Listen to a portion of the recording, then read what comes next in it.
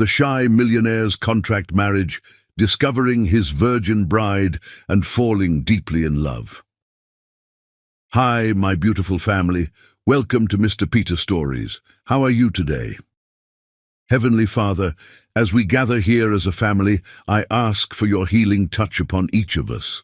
Mend the brokenness in our hearts, lift us from the darkness, and fill us with your light. Guide us through our struggles and help us grow stronger together as a family. We place our trust in you, knowing that with your grace, we will overcome. Amen. Today, I'm feeling a bit of stress, as I've been working really hard, but the views aren't quite reflecting that effort. I need your support, my family. Please like this video, subscribe to the channel, and become part of this amazing family. If you'd like me to start a channel for short stories, just comment yes in the comment section below. And how did you like the last story? Your feedback means everything. Also, please share this video with at least 5 of your friends to help our family grow stronger. Let's begin today with love. The setting sun cast long shadows across Kennedy Brooks's penthouse office, painting the sleek surfaces in shades of amber and gold. He stood motionless at the floor-to-ceiling window, his tall frame silhouetted against the darkening Manhattan skyline. At 32, he had amassed more wealth than most people would see in 10 lifetimes, yet he felt emptier than ever. His reflection stared back at him from the tinted glass, impeccably tailored Tom Ford suit, carefully styled dark hair, and eyes that carried the weight of loneliness despite his success. Kennedy adjusted his silver cufflinks, a nervous habit he'd developed over years of avoiding social interactions. Each tiny adjustment was a reminder of his grandmother's final stipulation: marriage within the year, or lose control of Brooks Enterprises to the board of directors. The gentle hum of his office door opening barely registered as his mind wandered through the various failed attempts at traditional dating. Each encounter had ended the same way, his social anxiety creating an impenetrable wall between him and any potential connection. Mr. Brooks! Richard Kensington's voice cut through his thoughts. The elderly lawyer had served the Brooks family for 3 decades, his silver hair and wire-rimmed glasses as much a fixture of the company as the Brooks name itself. The final draft of the marriage contract is ready for your review. Kennedy turned slowly, his movements deliberate and controlled, masking the storm of emotions beneath his composed exterior. The thick folder in Richard's hands represented his last resort, a business arrangement masquerading as marriage. "Tell me about her again," Kennedy requested softly, moving to his desk but remaining standing. His fingers traced the edge of the mahogany surface, another nervous habit that helped ground him in moments of anxiety. Richard adjusted his glasses and opened a separate file. Miss Callie Taimee, 26 years old, graduate of Columbia University, degree in literature and creative writing, currently working as a freelance editor while caring for her younger brother Devon, who requires extensive medical treatment for a rare heart condition. He paused, glancing up at Kennedy. Her background check came back spotless. No scandals, no suspicious relationships, no social media controversies. She's exactly what we specified. Kennedy nodded slowly, finally sinking into his leather chair. The weight of what he was about to do pressed heavily on his shoulders. "And she understands all the terms?" "Yes, sir. The contract is quite comprehensive." Richard began laying out the key points, his voice taking on the professional tone he reserved for legal matters. 1 year of marriage, minimum. Public appearances as required for business functions. Separate living quarters within your penthouse. No outside romantic relationships during the contract period. Complete discretion regarding the nature of the arrangement. He paused again. In return, she receives $5 million upon signing, and her brother's medical expenses are covered in full through the Brooks Family Medical Foundation. The sum was insignificant to Kennedy, a drop in the ocean of his wealth, but he knew it meant everything to Callie Taimee. Her brother's treatment costs had already depleted their family's resources, and experimental procedures weren't covered by standard insurance. Her background, Kennedy asked, though he'd heard this part before. Something about her story kept drawing him back, making him question and reconfirm every detail. Father passed away when she was 12. Mother remarried 3 years later to James Richardson, bringing a stepsister, Jasmine, into the family. The mother and stepfather died in a car accident 2 years ago, leaving Callie as Devon's legal guardian. Richard's voice softened slightly. She's sacrificed everything for her brother, Mr. Brooks, her writing career, her savings, even her apartment. They're currently living in a small rental in Queens. Kennedy stood again, unable to remain still. The city lights were beginning to twinkle to life beyond his window, each one representing a life, a story, a struggle he would never know. And she's willing to marry a complete stranger? Just like that? Desperation makes people consider options they never would otherwise, Richard replied diplomatically. Much like your own situation with the inheritance clause. The reminder of his grandmother's will made Kennedy's jaw tighten. Eleanor Brooks had been a force of nature in life, and even in death, she was still pulling strings. Marriage will help you overcome your fears, she'd written in her final letter to him. You need someone to pull you out of your shell, dear boy, or you'll waste your life hiding in this tower you've built. The press release is prepared, Kennedy asked, changing the subject. Yes, sir. A classic whirlwind romance narrative. You met Miss Timey at a charity gala 3 months ago, kept the relationship private during the courtship, and now you're ready to announce your engagement. The small private ceremony is scheduled for Friday at the courthouse, followed by a brief honeymoon appearance in the Hamptons for the photographers. Kennedy picked up a crystal tumbler from his desk, pouring 2 fingers of scotch with a slightly trembling hand. And you vetted her personally. I have. Richard's voice carried a note of genuine approval. She's remarkably grounded for someone her age. Intelligent, well-spoken, but not socially ambitious. Her main concern during our meetings was ensuring her brother's treatment would be guaranteed regardless of how the arrangement plays out. The scotch burned Kennedy's throat as he took a long sip. She sounds too good to be true. Sometimes, Mr. Brooks, people are exactly what they appear to be. Richard began organizing the contract papers, his movements precise and methodical. Miss Timey isn't looking for fame or social status. She's not trying to trap you or exploit you. She's simply a young woman who's run out of options to save her brother. Kennedy set down his glass and moved to his private bathroom, splashing cold water on his face.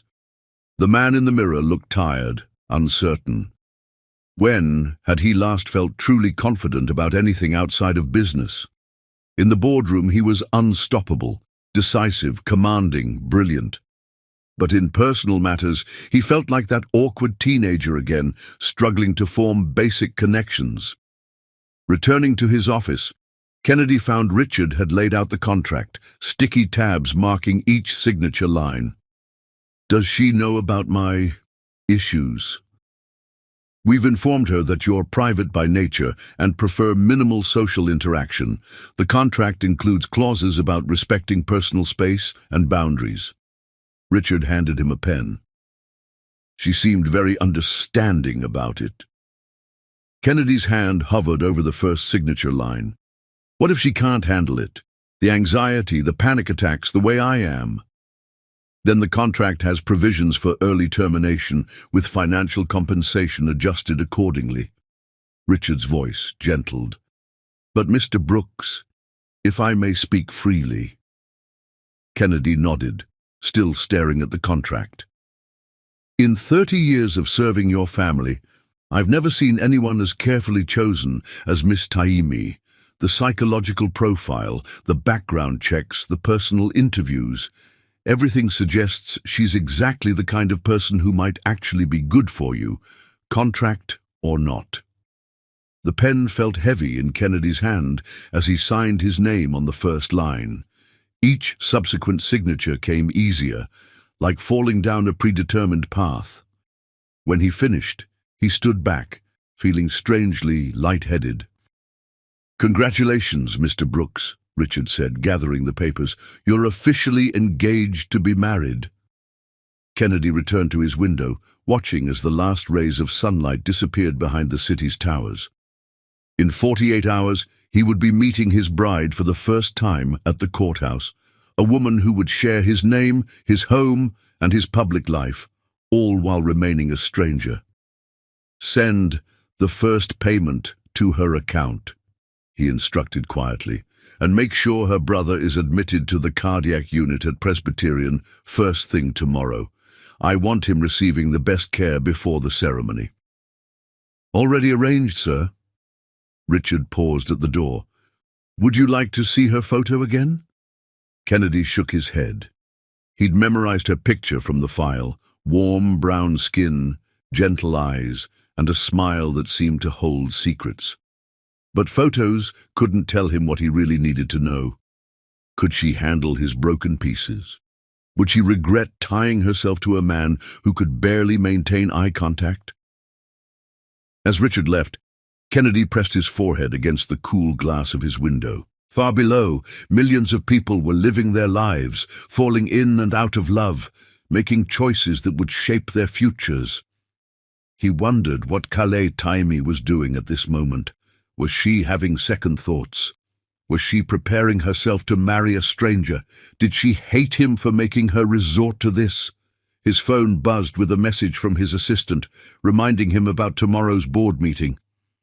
Kennedy straightened his tie, pushed his personal thoughts aside, and turned back to his desk.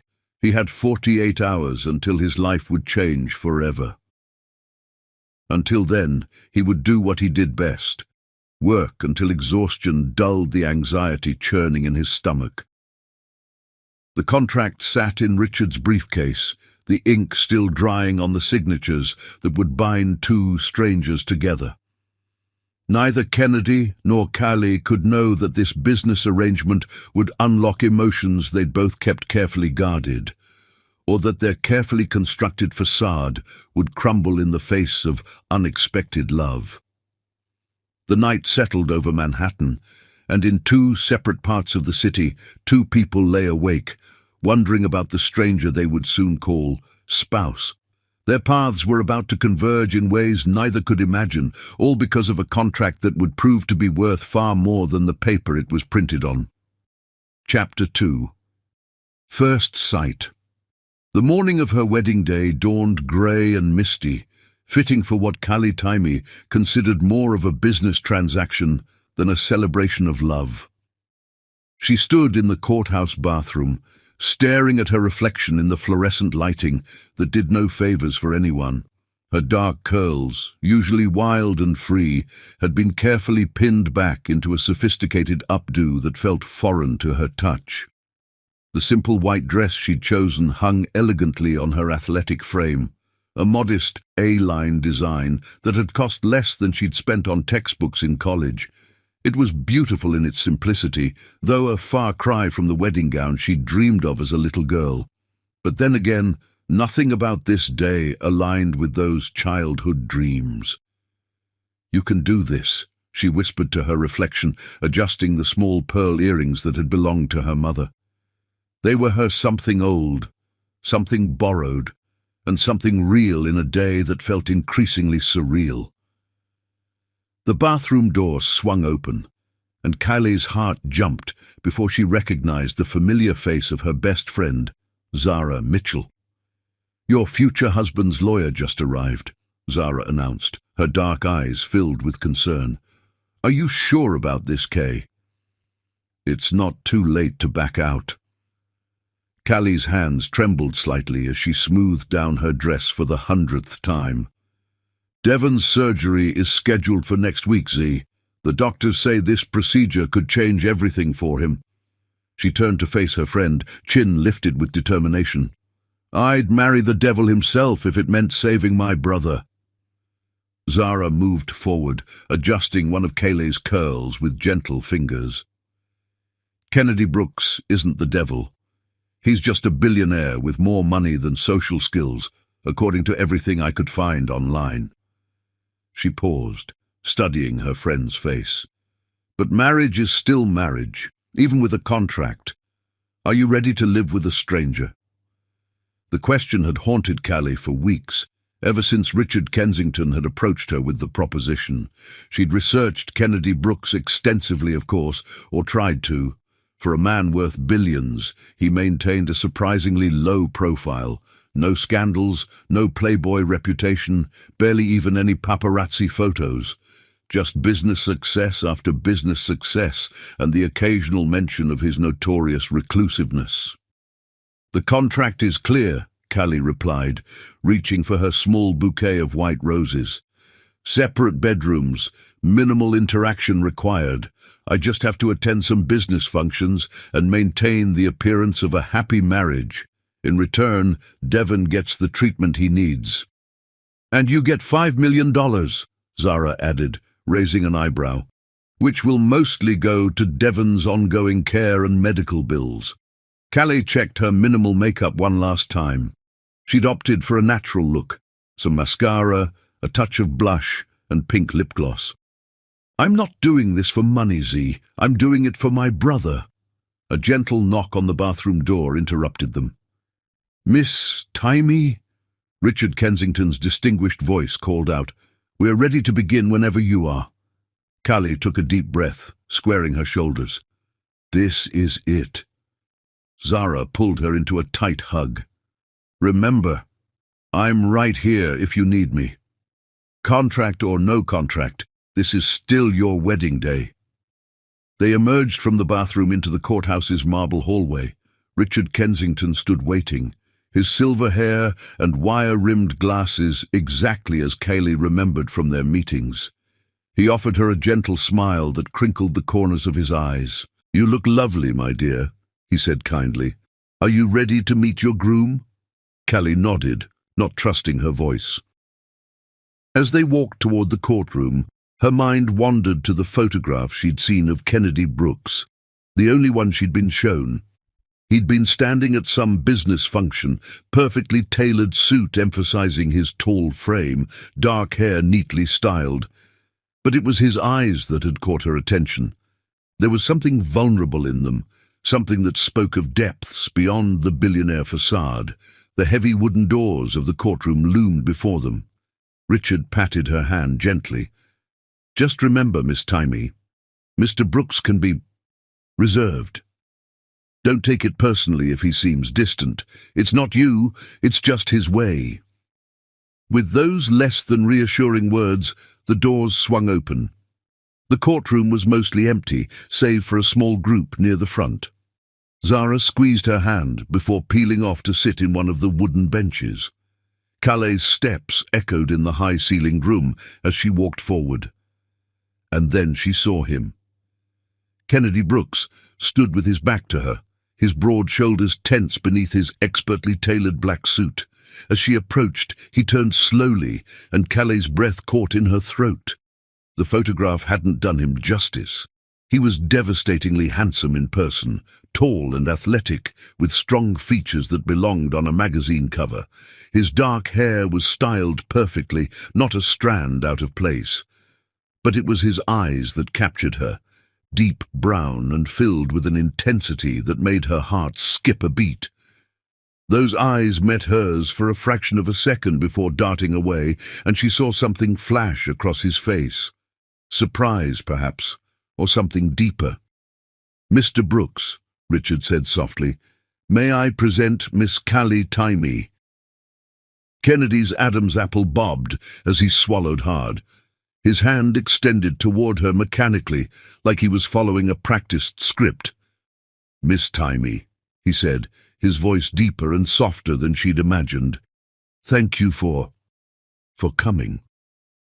Callie placed her hand in his, and an unexpected jolt of electricity shot through her at the contact. His skin was warm, his grip gentle but secure. "Mr. Brooks," she replied, proud of how steady her voice sounded, Thank you for helping my brother." His eyes flickered to hers again, holding her gaze for a moment longer this time. Something passed between them in that brief connection, an acknowledgement, perhaps, of the strangeness of their situation. Then he looked away again, his free hand adjusting his tie in what she would come to recognize as a nervous gesture. The judge cleared his throat, and they moved to their positions before the bench. As the ceremony began, Callie found herself hyper-aware of Kennedy's presence beside her. He radiated tension, his breathing carefully controlled. When their hands joined for the exchange of rings, she felt the slightest tremor in his fingers. The simple gold bands were purely for show, part of the contract's requirement for authenticity. But as Kennedy slid the ring onto her finger, his touch was unexpectedly gentle, almost reverent. Callie's skin tingled where his fingers brushed against hers. "By the power vested in me," the judge intoned, "I now pronounce you husband and wife." There was a moment of awkward silence before Richard quietly prompted, "The kiss, sir." Kennedy's eyes widened slightly, and Kaylee realized this part hadn't been explicitly covered in their meetings. She saw panic flash across his face, followed by determination. He turned toward her slowly, his movements stiff and uncertain. Callie made the decision easy for him, rising slightly on her toes to press a soft, chaste kiss to his cheek. His skin was warm beneath her lips, and she caught a hint of his cologne. Something expensive and subtle that made her head spin slightly. As she pulled back, their eyes met again, and this time the connection held. There was surprise in his gaze, and something else she couldn't quite read. For a moment, just a moment, the business arrangement fell away, and they were simply a man and woman, newly married, standing on the precipice of something unknown. The spell broke as Richard stepped forward with paperwork requiring signatures. Kennedy moved away quickly, his composure returning as he focused on the familiar territory of documents and legalities. But Callie noticed his hand trembling slightly as he signed his name. "Congratulations, Mr. and Mrs. Brooks," Richard announced, gathering the papers. "The car is waiting to take you to the airport. The press has been notified that you'll be honeymooning in the Hamptons." Reality crashed back in. This wasn't a real wedding, and Kennedy Brooks wasn't really her husband, not in any way that mattered. This was a business arrangement, nothing more. The ring on her finger was just a prop, the kiss on his cheek just for show. As they walked out of the courthouse, Kennedy maintained a careful distance between them, but when photographers appeared on the steps, he surprised her by placing his hand gently on the small of her back. The touch was light, barely there, but it sent shivers up her spine. "Smile," he whispered, his lips barely moving, "just for a moment." Kaylee turned her face up to him, summoning her best smile. To her surprise, Kennedy looked down at her with an expression that could almost pass for adoration. If she hadn't known better, hadn't signed the contract herself, she might have believed it was real. The cameras flashed, capturing what looked like a perfect moment between newlyweds. None of the photographers could see how Kennedy's hand trembled against her back, or how Kaylee's heart raced at his proximity. None of them knew that this marriage was built on paper and necessity, rather than love. As they slid into the waiting town car, Callie caught one last glimpse of Zara's worried face in the crowd. Her friend mouthed, "Call me," before the tinted windows cut off the outside world, leaving Callie alone with her new husband. The silence in the car was deafening. Kennedy sat as far from her as the back seat would allow, his eyes fixed firmly on the passing city streets. Kaylee studied him surreptitiously, noting the tension in his jaw, the way his fingers continually adjusted his cufflinks. "Thank you," she said softly, breaking the silence, "for everything you're doing for Devon." Kennedy's eyes flickered to her face before returning to the window. "It's part of the contract," he replied, his voice carefully neutral. But something in his tone suggested there was more he wasn't saying. Callie turned to her own window, watching as Manhattan streets rolled by. She was married now, technically, She wore a ring and bore the name of one of the city's most eligible bachelors. But as the car carried them toward their separate lives under one roof, she couldn't shake the memory of how his eyes had looked when they met hers, or the gentle way his trembling hands had held hers during their vows. What she didn't know, couldn't know, was that Kennedy was fighting his own battle beside her, fighting the unexpected impact of her presence, the softness of her kiss on his cheek, the way her genuine gratitude for his help with Devon had touched something deep inside him, fighting, most of all, the strange feeling that this business arrangement might become far more complicated than either of them had anticipated. Chapter 3. Unexpected Discovery. The Brooks penthouse occupied the top 2 floors of one of Manhattan's most exclusive buildings, its floor-to-ceiling windows offering spectacular views of Central Park. For Callie, who had spent the last year in a cramped Queens apartment, it felt like stepping into another world entirely. "Your suite is on the East Wing," Kennedy explained, maintaining a careful distance as they toured the space. His voice was soft but clear, professional. "You have your own living area, bathroom and study.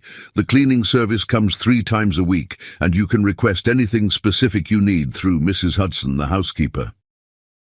Callie nodded, trying to take it all in.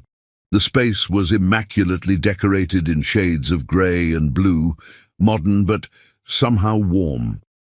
Everything spoke of quiet luxury, the kind of wealth that didn't need to announce itself. "The main kitchen is here," Kennedy continued, leading her into a space that looked more like a restaurant kitchen than a home one. "Though there's a smaller kitchen attached to your suite, if you prefer privacy." "Do you cook?" The question slipped out before she could stop herself. It was their first real conversation since the ceremony, and she saw him tense slightly at the personal nature of the query. "No," he replied after a moment. "I usually work late. Mrs. Hudson leaves meals or I order in." He paused, adjusting his tie. "But you're welcome to use any part of the kitchen, of course. It's your home now, too." The words hung in the air between them, highlighting the strangeness of their situation. This wasn't really her home. It was just another part of their elaborate pretense. "Would you like some water?" Kennedy asked suddenly, moving toward a cabinet of elegant glasses. The flight from the courthouse was long. It hadn't been really. Just an hour in his private jet to maintain appearances before returning to the city. But Callie recognized the attempt at politeness for what it was. "Yes, thank you." She watched as he selected 2 crystal glasses, his movements precise and controlled. Everything about him seemed carefully measured, from his words to his gestures to the careful distance he maintained between them. The glass slipped suddenly from his grip, shattering on the marble countertop. Callie instinctively reached out to help, not seeing the sharp edge until it was too late. Pain shot through her, palm as the crystal bit into her skin. "You're hurt." Kennedy's voice changed completely, the professional facade cracking. He was at her side in an instant, all thoughts of maintaining distance forgotten. His hands were gentle as they cradled hers, examining the cut. "It's nothing," Callie tried to pull away, but his grip, though tender, was firm. "There's a first aid kit in my study," he said, already leading her through the penthouse. His other hand rested lightly on her lower back, guiding her. The touch sent unexpected shivers up her spine. Kennedy's study was darker than the rest of the penthouse, the windows tinted to reduce glare. It smelled of leather and expensive cologne, and something uniquely him that made Callie's head spin slightly, or maybe that was the blood loss from her cut. "Sit," he instructed softly, indicating a leather armchair. His hands trembled slightly as he retrieved a comprehensive first aid kit from his desk drawer. When he knelt before her chair, Callie's breath caught in her throat. Up close, she could see the flecks of gold in his brown eyes, the slight shadow of stubble along his jaw. His cologne was stronger here, mixed with something warm and masculine that made her pulse quicken. "This might sting," he warned, carefully cleaning the cut with an antiseptic wipe. His touch was incredibly gentle, at odds with his powerful build and business persona. When she flinched slightly at the sting, his other hand squeezed hers reassuringly. The intimate silence stretched between them as he worked, cleaning and bandaging her hand with careful precision. His fingers brushed against her palm, and Callie couldn't suppress her sharp intake of breath at the contact. Kennedy froze, his eyes lifting to meet hers. Something shifted in his gaze as he registered her reaction to his touch. His thumb moved experimentally across her palm again, and this time she couldn't hide the way her body responded to the innocent contact. "You've never been with anyone before," he whispered, the realization dawning in his eyes. It wasn't a question. Callie felt heat flood her cheeks. She hadn't meant for him to know this. It wasn't relevant to their arrangement. But her body had betrayed her, responding to his gentle touch in ways she couldn't control. The contract didn't specify. She began defensively, but Kennedy cut her off with a shake of his head. No, it didn't. His voice was different now, deeper, filled with something she couldn't quite identify. His hands still held hers, though the bandaging was complete. "Why didn't you tell me?" Callie lifted her chin slightly. "It wasn't relevant to our arrangement. The contract required no scandals or relationship complications. My inexperience qualified." Kennedy stood abruptly, running a hand through his perfectly styled hair in a gesture that seemed unconscious. The movement disrupted his usual polish, making him seem suddenly more human, more accessible. "Not relevant." He paced behind his desk, his composure visibly shaken. "You're agreeing to marry a stranger, to live in his home, to pretend to be his wife, and you didn't think this was relevant. Would it have changed your decision?" Calais asked quietly. "Would you have chosen someone else if you'd known?" He stopped pacing, bracing his hands on the desk. "Yes," he said finally. "Number I don't know." He looked up at her, and the vulnerability in his eyes made her heart skip. "This complicates things." "It doesn't have to." Callie stood, cradling her bandaged hand against her chest. "The contract specifies separate bedrooms, minimal interaction. My personal life, or lack thereof, doesn't affect our arrangement." "Your first time shouldn't be," he gestured vaguely between them. "This, a business transaction, a contract." "My first time isn't part of the contract at all," Callie replied firmly, though her voice shook slightly. "The marriage is in name only, remember." Kennedy moved around the desk slowly, his eyes never leaving her face. When he reached her, he lifted her bandaged hand gently, examining his work. "Does it hurt?" The double meaning in his question wasn't lost on her. "No," she whispered. "Your touch is very gentle." Something flashed in his eyes at her words, and for a moment, Callie thought he might pull her closer. Instead, he released her hand carefully and stepped back, rebuilding the professional distance between them. "You should rest," he said, his voice returning to its earlier controlled tone. "It's been a long day. Mrs. Hudson will bring dinner to your suite." Callie nodded, recognizing the dismissal, but as she turned to leave, she caught his reflection in the window, the way his eyes followed her movement, the tension in his shoulders, the way his hands gripped the edge of his desk until his knuckles turned white. At her suite, she found her belongings had already been unpacked and arranged. The space was beautiful, decorated in soft creams and blues that somehow matched her aesthetic perfectly. Another sign of Richard Kensington's thorough preparation, she supposed. Sinking onto the plush bed, Callie examined her bandaged hand. Kennedy's careful ministrations had transformed what could have been a nasty cut into little more than an inconvenience. But his touch had transformed something else entirely. The careful distance between them, the professional facade they'd both been maintaining. In the master suite across the penthouse, Kennedy Brooks stood at his window, staring unseeing at the city below.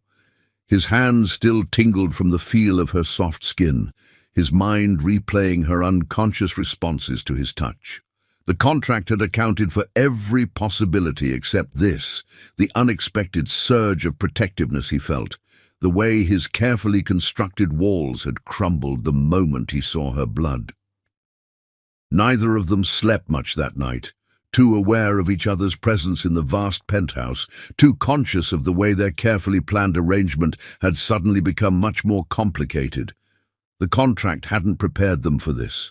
The unexpected chemistry, the hidden vulnerabilities, the way a simple cut could slice through their professional facades and expose the beating hearts beneath. In the darkness of her new room, Calais touched her bandaged hand to her lips, remembering the gentleness of his touch, the intensity in his eyes when he'd realized her secret. Across the penthouse, Kennedy sat in his study, the first aid kit still open on his desk, remembering the soft catch of her breath, the trust in her eyes as he tended to her wound. The contract had brought them together, but it was this unexpected moment, this revelation, that would begin to break down the walls between them, transforming their business arrangement into something neither of them had anticipated or prepared for. Chapter 4. Walls Coming Down. 3 weeks into their arranged marriage, Callie began to notice the subtle patterns in Kennedy's behavior. The way he avoided the kitchen before 8 a.m., preferring to take his coffee in his study. How he always loosened his tie exactly 3 minutes after stepping through the penthouse door. The quiet footsteps that passed her door late at night when he couldn't sleep. She'd also learned to read his anxiety levels through small tells, the frequency of his cufflink adjustments, the tension in his shoulders, the way his eyes would dart around a room looking for exits. It wasn't something covered in the contract, this growing awareness of him, but she couldn't help cataloguing these details. Tonight, she sat in her private study, attempting to focus on her freelance editing work, but her attention kept drifting to the sounds of Kennedy pacing in his study across the penthouse. The rhythm of his footsteps was erratic, a sure sign that something was bothering him. The intercom buzzed, making her jump. "Mrs. Brooks?" Mrs. Hudson's voice was apologetic. "I'm leaving for the evening, but I wanted to remind you about tomorrow night's charity gala. Your dress has been pressed and is hanging in your closet." The gala, their first major public appearance since the wedding. Callie's stomach twisted with nerves. "Thank you, Mrs. Hudson. Have a good night." The pacing from Kennedy's study had stopped.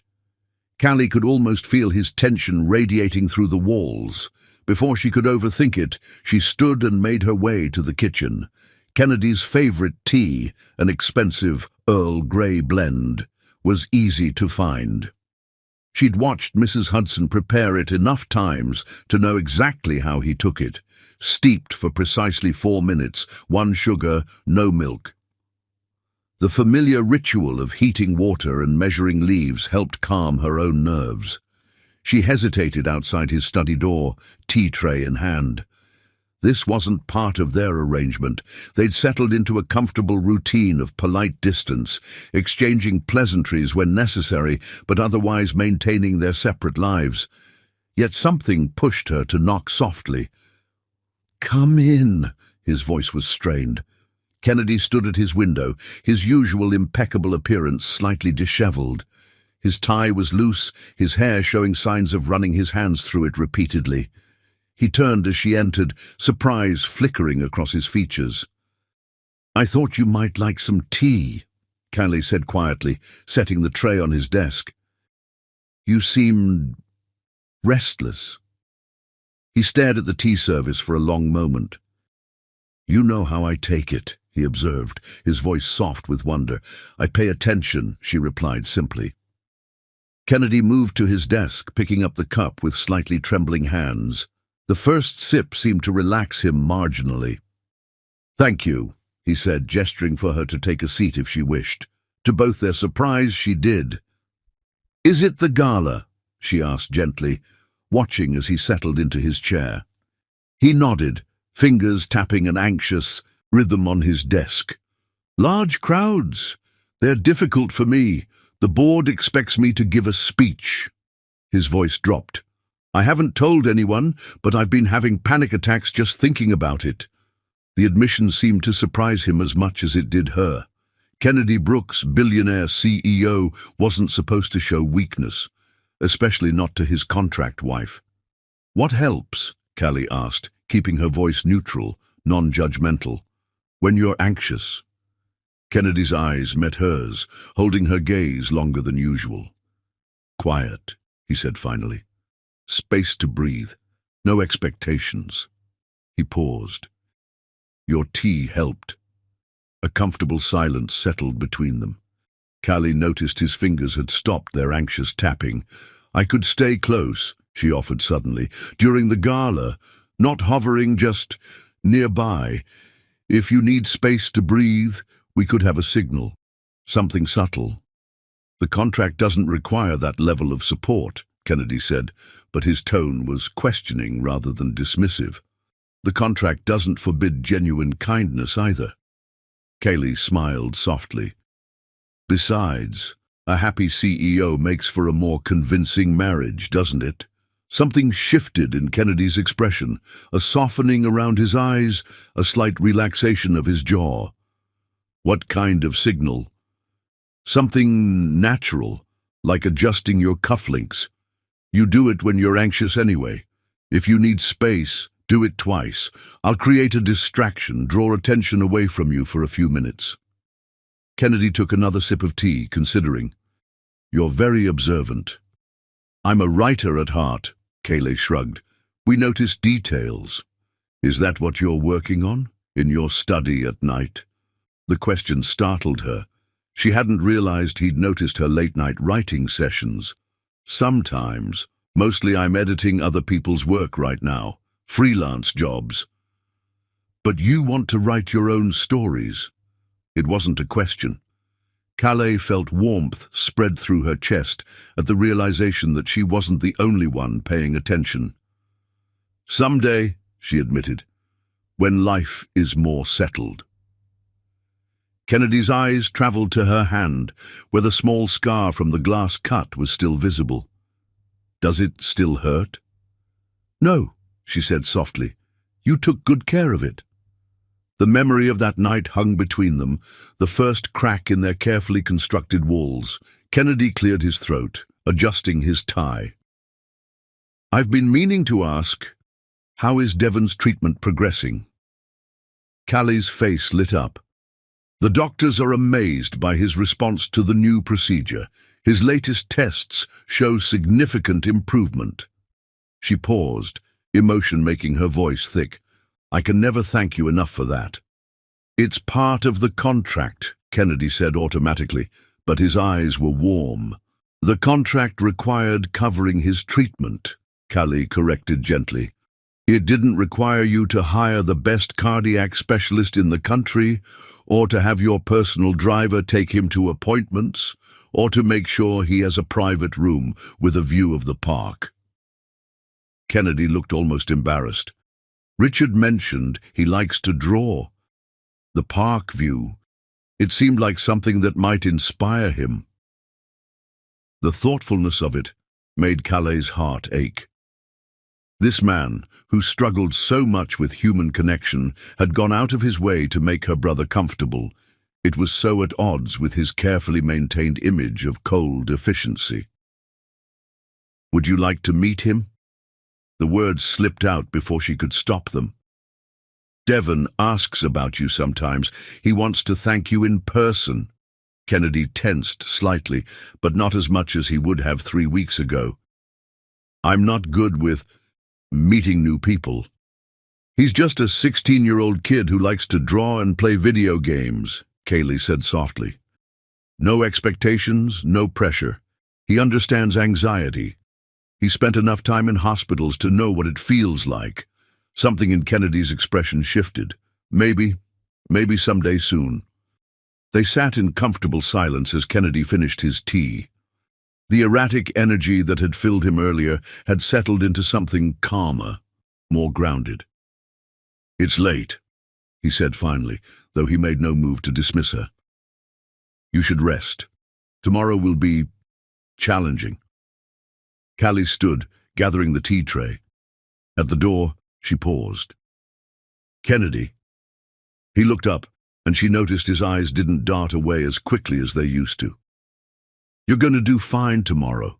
Just remember to breathe. And if you need space—" "2 cufflink adjustments," he finished, offering a small but genuine smile. "Thank you, Kelly, for the tea and everything else." Back in her suite, Kaylee found herself unable to focus on work. Instead, she sat at her window, watching the city lights twinkle below. Something had shifted tonight. Some invisible barrier had lowered. Kennedy had let her see behind his walls, if only for a moment, and she had glimpsed the man beneath the billionaire facade. In his study, Kennedy sat at his desk long after she'd gone, the lingering scent of Earl Grey in the air. His anxiety about the gala hadn't disappeared, but it had transformed into something more manageable. The thought of Kaylee being nearby, watching for his signal, understanding his needs without judgment, it made the prospect of facing the crowd less daunting. He found himself thinking about Devon, trying to imagine meeting the boy whose life he'd helped save. 3 weeks ago, the very idea would have sent him spiraling into panic. But something was changing, slowly but surely.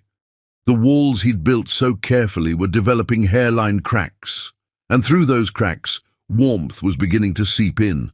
The contract sat in his desk drawer, its terms clear and professional, but nowhere in those carefully worded pages was there mention of shared tea in the night, of subtle signals invented out of kindness, of walls slowly crumbling beneath the weight of growing trust. As midnight approached, both Kennedy and Callie lay awake in their separate rooms, thinking about the evening's conversation. Neither could have predicted how a simple cup of tea would mark the beginning of a transformation in their relationship, from a business arrangement into something far more complex and precious. The next morning, Calais found a small package outside her door, a collection of premium writing journals and a set of elegant pens. The note simply read, "For someday. K." And in the kitchen, Kennedy discovered a detailed schedule of Devon's treatment sessions and visiting hours, left casually on the counter. No pressure, just information. Available if he ever felt ready. Small gestures, tiny cracks in their respective walls. But sometimes the strongest connections begin with the smallest breaches in our careful defenses. As they prepared separately for the challenges of the coming gala, both felt a subtle shift in the atmosphere of their shared home. Less like a stage for their contractual performance, and more like a space where genuine understanding could grow. The contract had brought them together, but it was these unscripted moments that were slowly bridging the gap between arrangement and authenticity.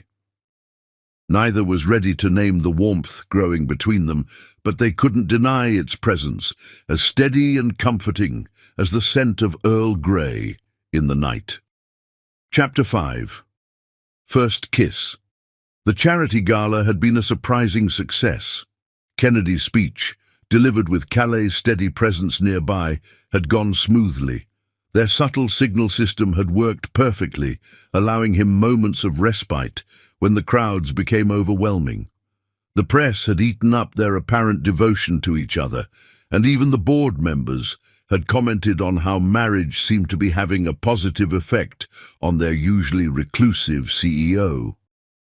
A week later, Callie stood in the penthouse kitchen, humming softly as she prepared dinner. After the gala, something had shifted in their dynamic. Kennedy had started taking occasional meals with her instead of in his study.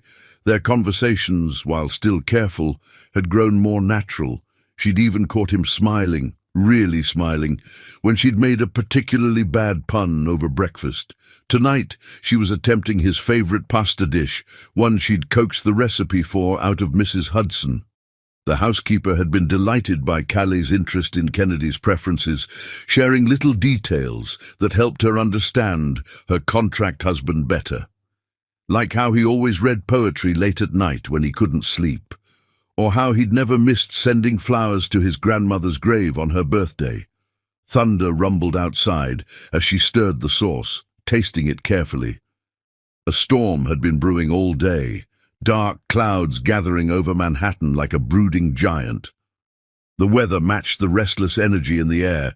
Something had been building between them since the gala, an unspoken tension that neither was ready to acknowledge.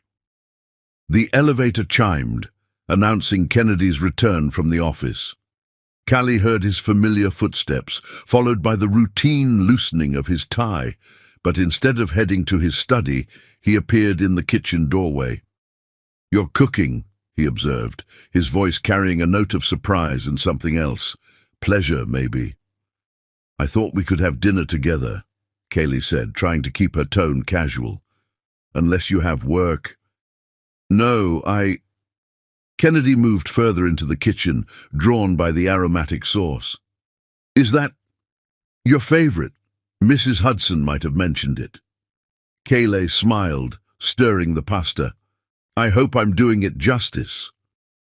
Kennedy came closer, peering into the pot. He was still in his suit, his hair slightly damp from the rain outside.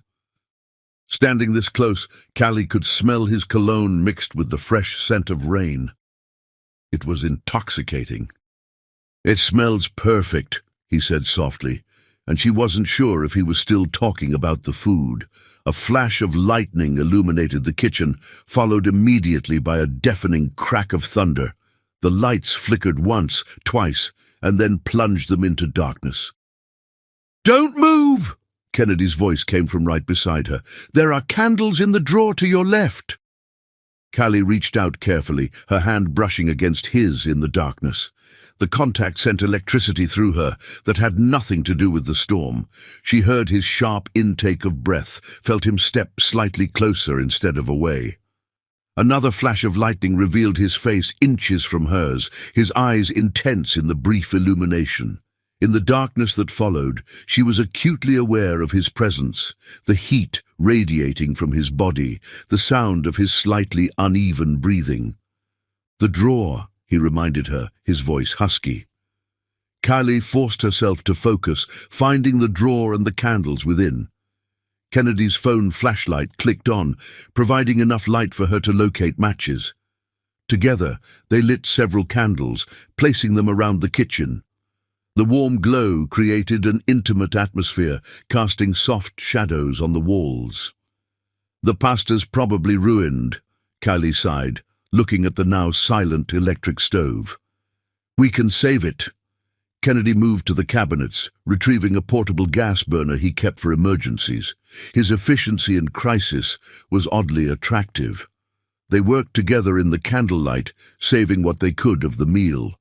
Kennedy's usual careful distance had evaporated in the emergency, his movements synchronized with hers as they navigated the kitchen.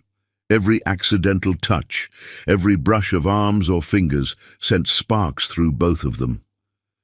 "There," Kylie said finally, setting 2 plates on the kitchen island. "It's not perfect, but it's better," Kennedy interrupted softly. At her questioning look, he elaborated, "Better than eating alone in my study. Better than pretending this is just a contract." The words hung in the candlelit air between them.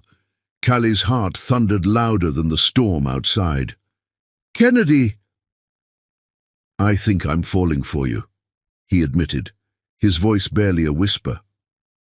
In the flickering light, she could see the vulnerability in his eyes, the fear of rejection warring with something deeper, something that had been growing since that first night he'd bandaged her hand.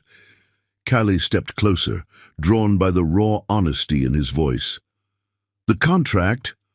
"Forget the contract." Kennedy's hand rose to cup her cheek, his touch feather-light, giving her every chance to pull away. "Tell me you don't feel this too." Instead of answering, Callie lifted her face to his. Their first real kiss was soft, tentative, a question asked in the language of touch. Kennedy's lips were warm against hers, gentle but insistent.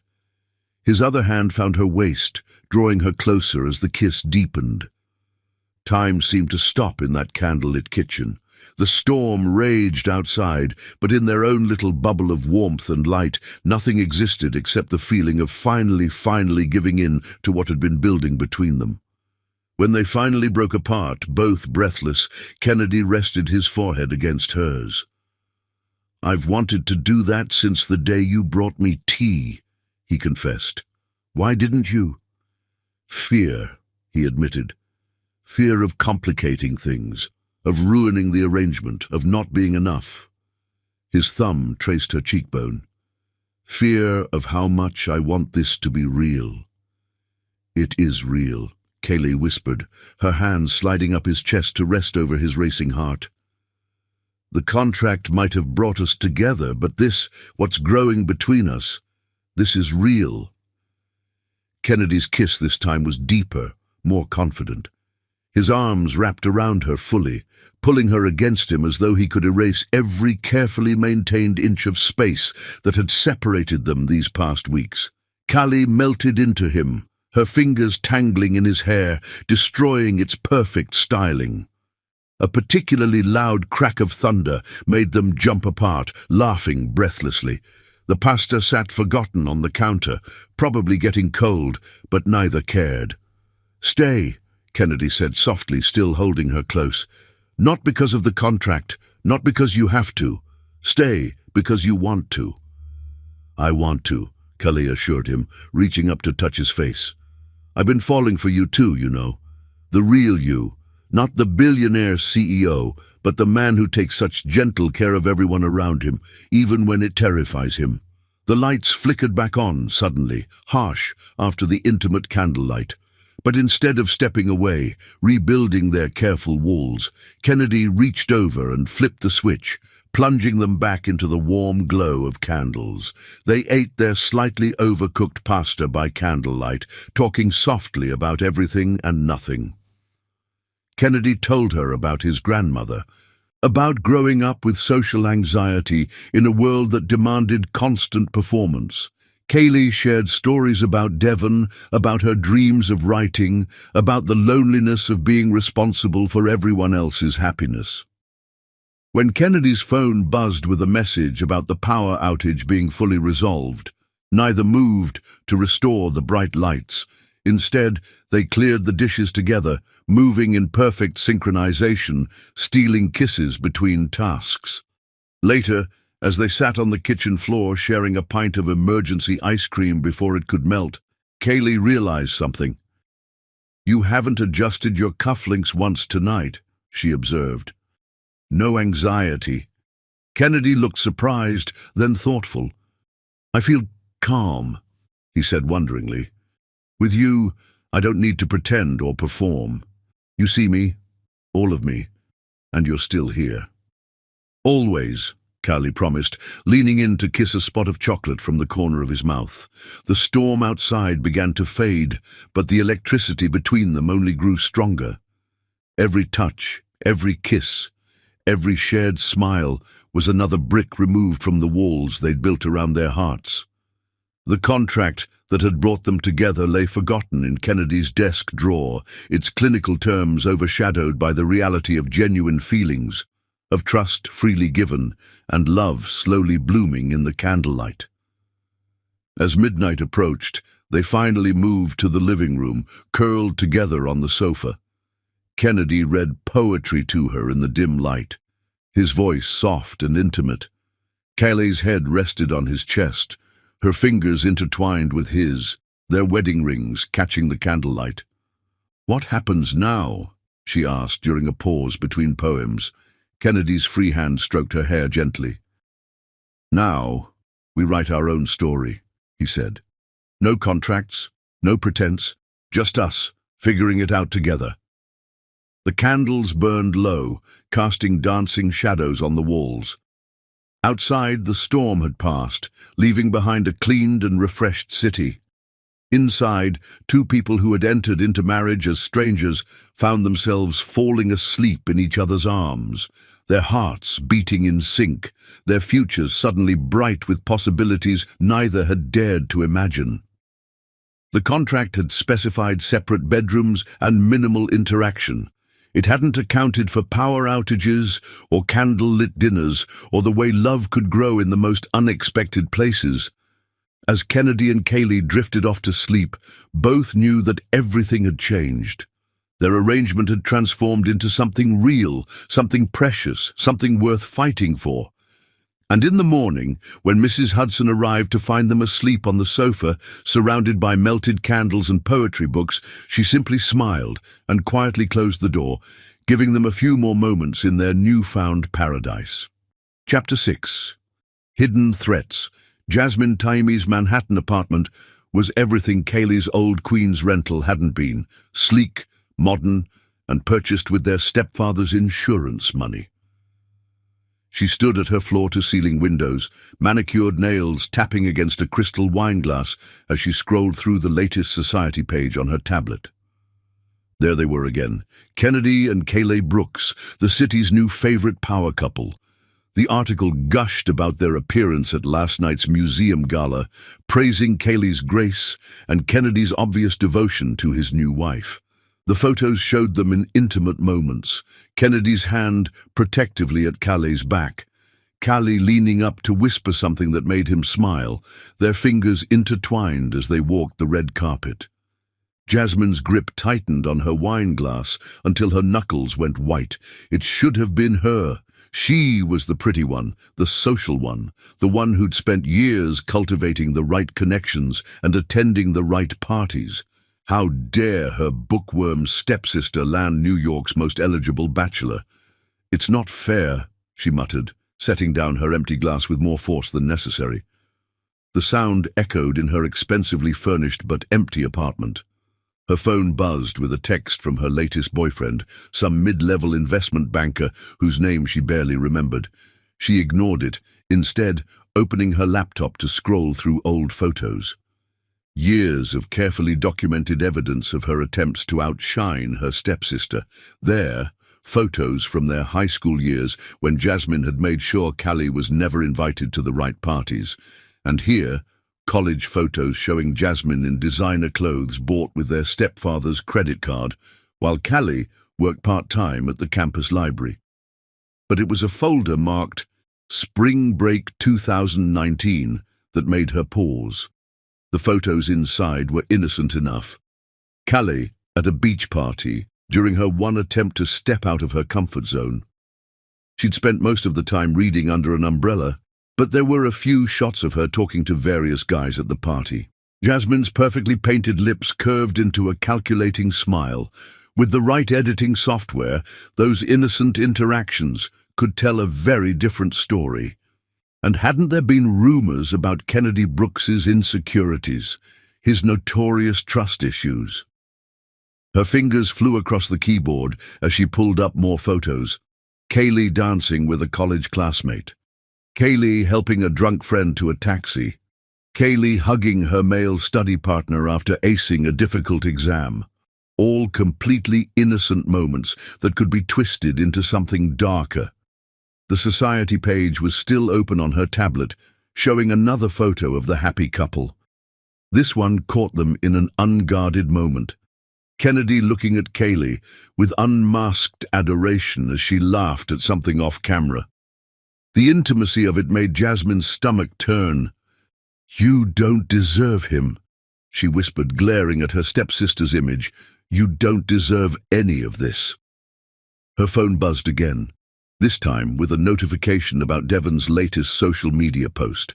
Her half-brother was recovering well at New York Presbyterian, sharing sketches of the city view from his private room. Every post tagged with gratitude for his amazing brother-in-law who had made it all possible.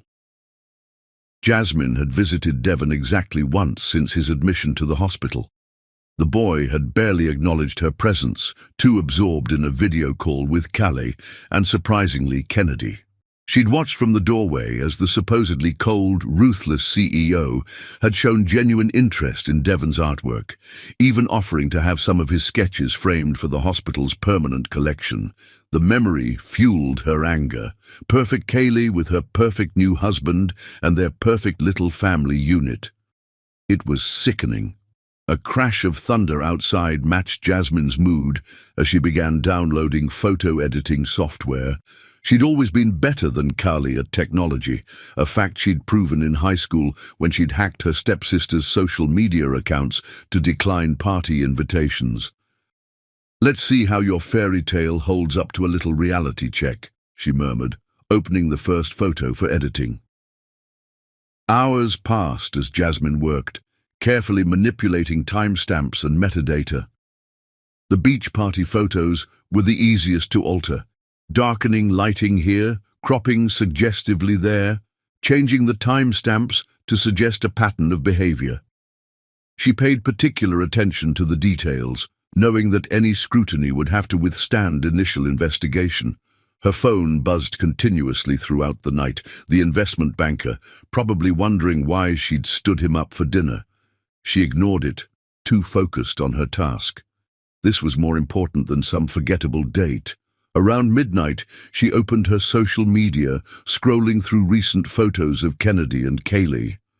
There was a new one from earlier today, a casual shot someone had captured of them at a small Italian restaurant. Kennedy's social anxiety was nowhere to be seen as he gazed at his wife, their hands linked on the table between them. The caption read, "Brooks Industries CEO Kennedy Brooks and wife Kaylee enjoying a quiet dinner at Giorgio's. Sources say the usually reserved businessman has completely opened up since his marriage. Could this be the power of true love?" Jasmine's laptop chimed, indicating that another photo manipulation was complete. This one showed Callie apparently getting cozy with a male classmate in a dark corner. The original had been a group study session at the library. Now it looked like something far more intimate. "True love," Jasmine scoffed, saving the edited photo to her growing collection. "Let's see how true it is when faced with evidence of your wife's supposedly scandalous past." She picked up her phone, creating a new email account under a false name. The story was already forming in her mind, a concerned former classmate, worried about Kennedy Brooks being deceived. The photos would be attached as evidence, along with carefully crafted suggestions about Kaylee's character. A flash of lightning illuminated her apartment, reflecting off the numerous framed photos on her walls. All of them showed Jasmine at her best, at charity events, at exclusive parties, always perfectly posed and dressed. But in none of them did she wear the genuine smile that came so naturally to her stepsister. Her finger hesitated over the send button as another photo of Kennedy and Callie appeared on her social media feed. This one was clearly candid, them walking in Central Park, Kennedy's suit jacket draped over Callie's shoulders, both laughing at some private joke. They looked happy, real. For a moment, doubt crept in. Was she really going to do this? Try to destroy her stepsister's happiness out of spite? Then she remembered their high school graduation, how their stepfather had beamed with pride during Kaylee's valedictorian speech while barely acknowledging Jasmine's presence. She remembered college, how Callie had earned a full scholarship while Jasmine had to rely on their stepfather's money. She remembered every time Callie had been praised for her intelligence, her kindness, her responsibility, while Jasmine was criticized for her spending habits and social climbing. The doubt vanished, replaced by cold determination. Callie had always been the good one, the perfect daughter, the caring sister. Now she had the perfect husband and the perfect life too. It wasn't fair. Jasmine's finger pressed send before she could reconsider. The email with its damning attachments disappeared into cyberspace, its destination set to Kennedy Brooks's private email address, acquired through careful manipulation of one of her investment banker conquests. "Checkmate, dear sister," she whispered, closing her laptop with a satisfied smile. Outside, the storm intensified, but Jasmine felt only calm. She'd struck the first blow in what would become her masterpiece of revenge. Let Callie try to explain away these photos. Let her try to maintain Kennedy's trust when faced with evidence of a hidden past. The perfect marriage would crumble, the fairy tale would end, and Jasmine would be there to watch it all fall apart. Maybe then, finally, she'd stop feeling like she was living in her stepsister's shadow. What Jasmine couldn't know was that true love, once found, isn't so easily destroyed. The seeds of destruction she'd planted would take root, but they would ultimately strengthen rather than break the bond between Kennedy and Kaylee. Her revenge would backfire in ways she couldn't imagine, bringing to light not Kaylee's non-existent scandals, but Jasmine's own deep-seated bitterness and jealousy. But for now, she sat in her expensive apartment, sipping wine and imagining the chaos her email would cause. Tomorrow, she would watch the dramatic unfolding of her plan from a safe distance, savoring every moment of her stepsister's impending downfall. The storm raged on outside, a fitting backdrop to the darkness of Jasmine's plotting. Somewhere across the city, Kennedy and Callie slept peacefully in each other's arms, unaware that their happiness had become the target of a jealous stepsister's revenge. The contract that had brought them together was about to face its greatest test, not from their own doubts or fears, but from the carefully crafted lies of someone determined to tear them apart. The question wasn't just whether their love could survive the storm, but whether it would emerge stronger for having weathered it. Chapter 7. The storm breaks. The city lights blurred through Kennedy's office windows as he stared at his computer screen, fighting a war between his heart and his deepest insecurities.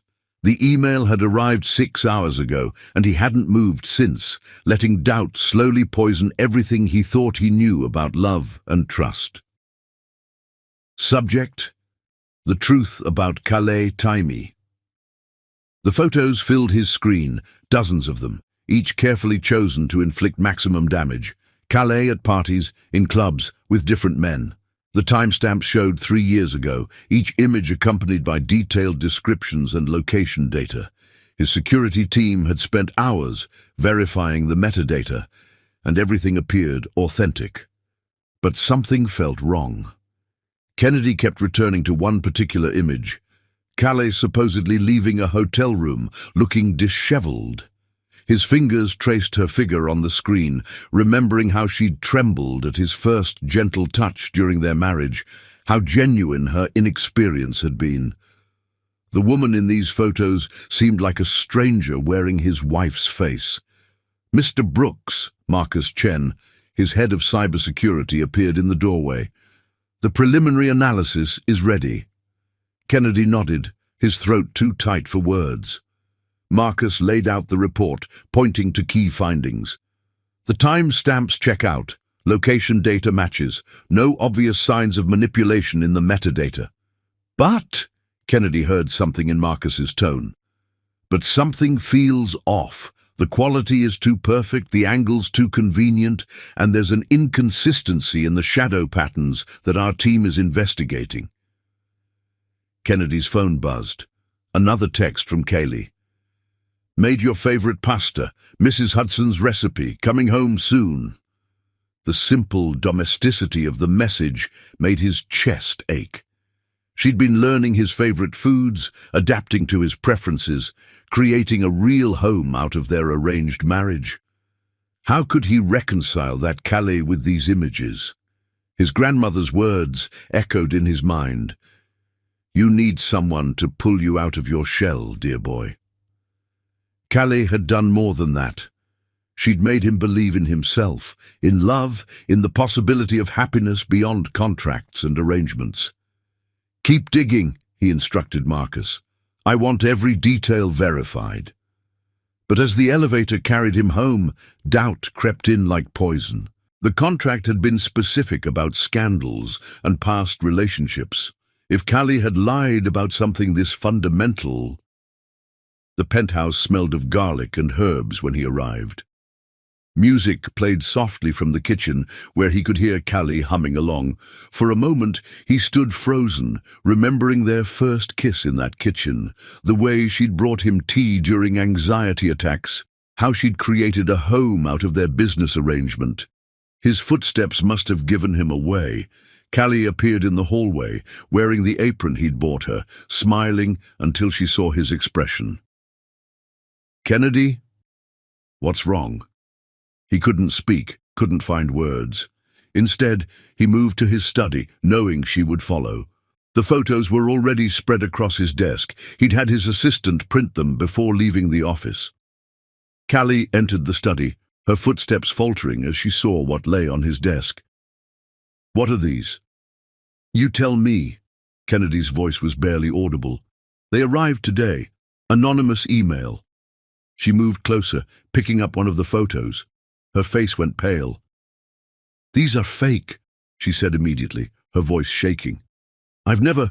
The timestamps are authentic," Kennedy interrupted, his anxiety making him retreat behind cold professionalism. "The metadata checks out. 3 years ago, Callie. Multiple men. Multiple locations." "No." Callie's hands trembled as she looked through the photos. "That's me at Jessica's beach party. But I was reading most of the time, and this was a study group at the library. Someone's altered them. Kennedy, please. You know me." And he did know her. Knew how she took her coffee, how she read poetry late at night, how she'd never pushed him beyond his comfort zone. Knew the genuine way she'd responded to his touch, the honest vulnerability she'd shown him, but his anxiety was screaming louder than his heart, making him fall back on the safety of legal terms.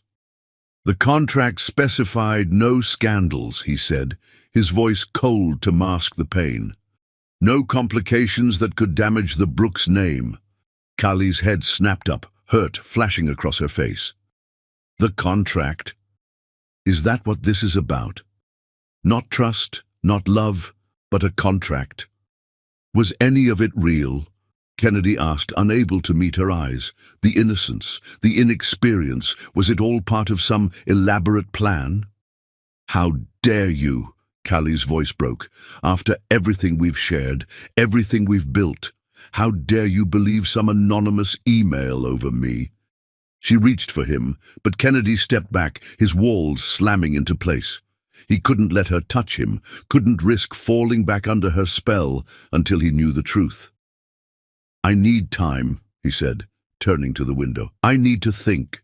"No," Callie's voice was firm despite her tears.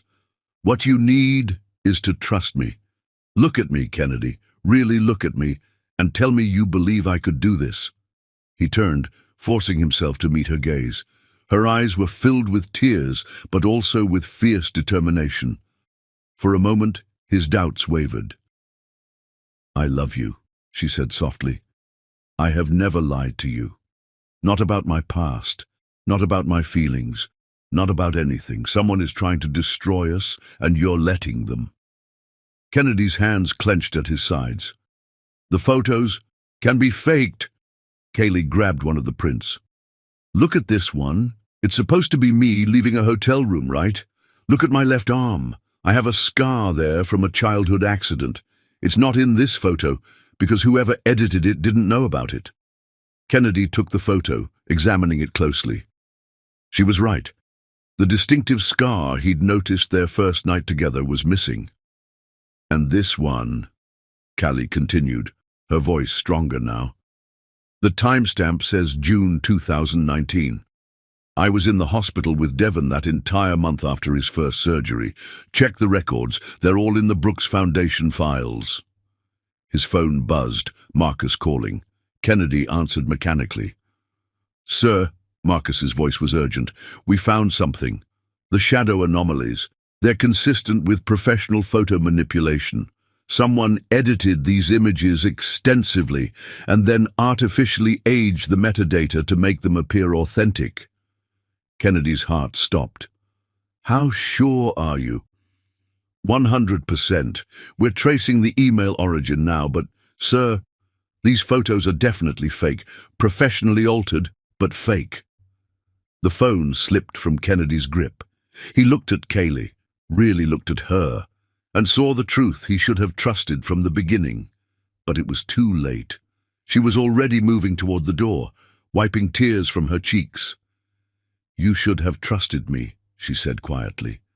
"The man I fell in love with, the one who reads me poetry at midnight and brings me coffee every morning, he would have trusted me." "Calais, please." "I'll be at Devon's," she cut him off. "When you remember who we are to each other, who we really are, not what some contract says we should be, you know where to find me." The door closed behind her with a soft click that felt louder than a slam. Kennedy sank into his chair, surrounded by the lies that had nearly destroyed everything he held dear. His phone buzzed again, Richard Kensington calling with news that would reveal Jasmine's involvement, but at that moment, none of it mattered. He had let his insecurities poison the most beautiful thing in his life, had chosen doubt over trust, fear over love, contracts over connection. And now, watching the love of his life walk away, Kennedy Brooks realized that sometimes the greatest threats to happiness come not from external forces, but from our own inability to believe in something greater than our fears. Chapter 8. Betrayal Unveiled. The Brooks Industries cybersecurity team worked through the night, their offices illuminated by the glow of multiple monitors. Kennedy hadn't left since Callie's departure, his suit jacket discarded, tie loose as he watched them work. Every few minutes, his hand would reach for his phone, wanting to call her, but stopping himself. He needed proof first, needed to be able to show her exactly how wrong he'd been. "Mr. Brooks," Marcus Chen, the head of cybersecurity, called him over. "We've managed to recover the original images. Watch this." On the screen, Marcus played a time-lapse reconstruction of one of the photos. The image of Kaylee supposedly leaving a hotel room transformed backwards, the disheveled appearance smoothing out, the hotel background resolving into a university library, the suggestive pose becoming an innocent moment of her carrying books. "The manipulation was professional," Marcus explained, "but they left traces. Every edit creates a digital fingerprint, no matter how careful you are. We found hundreds of manipulated elements across the photos." Kennedy's hands gripped the back of Marcus's chair. "And you're certain about the source?" "Yes, sir.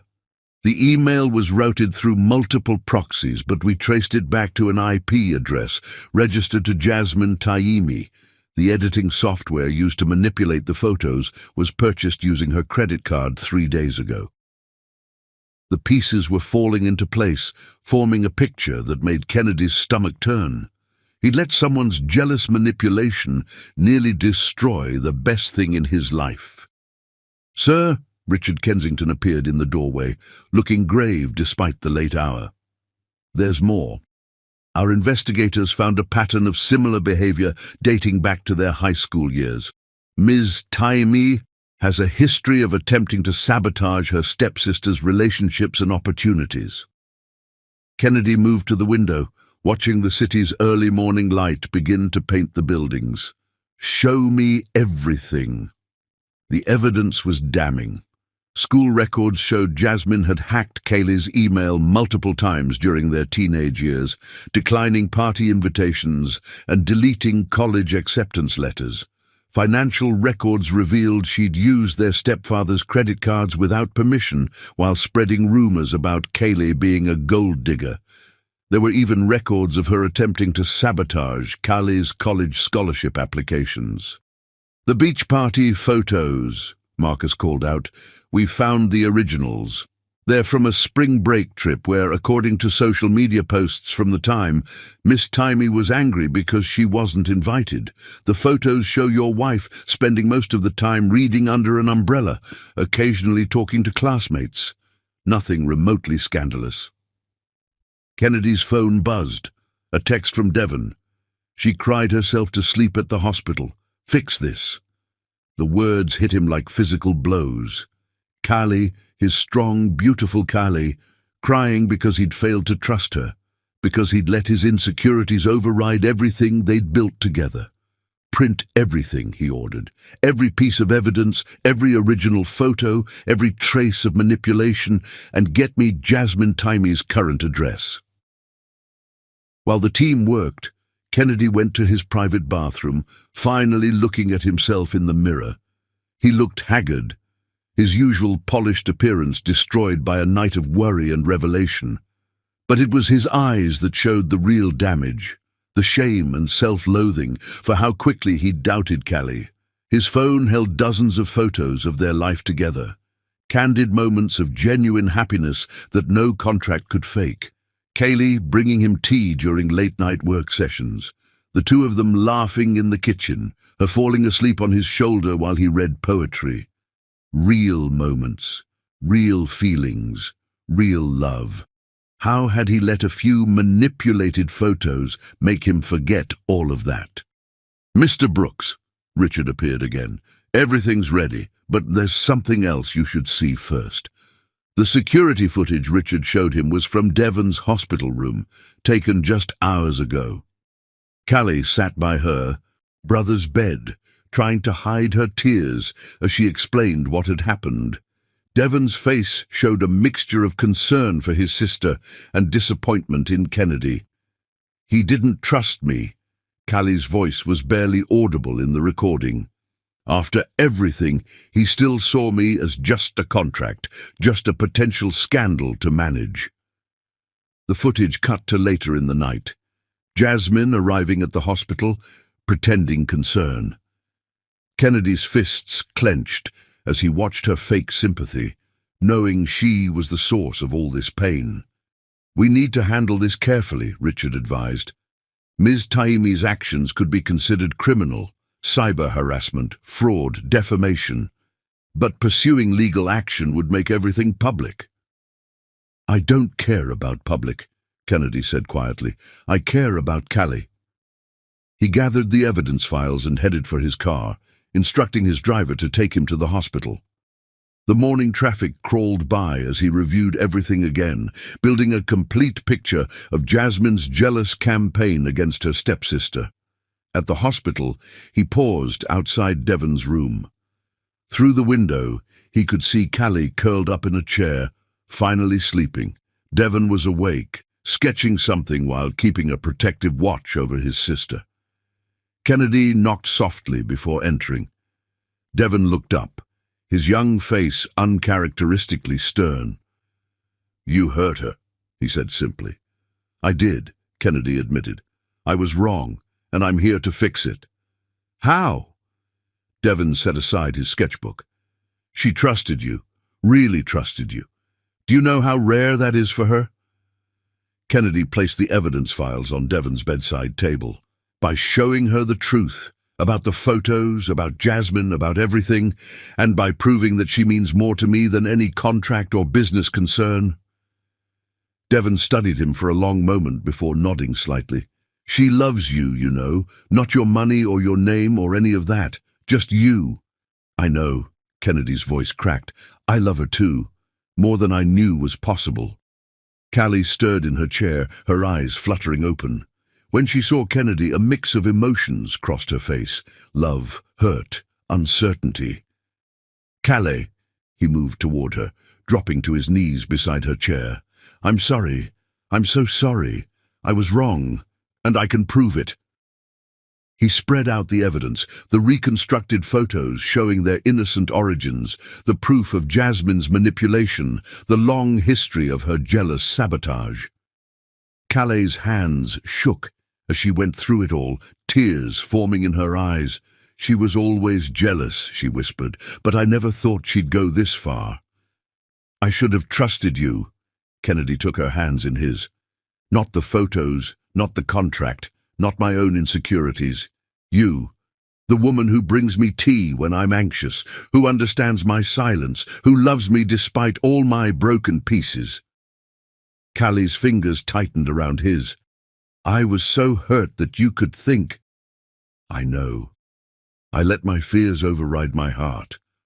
But Callie, what we have, it's more than any contract could ever encompass. It's real and precious, and I almost lost it because I forgot to trust in that reality.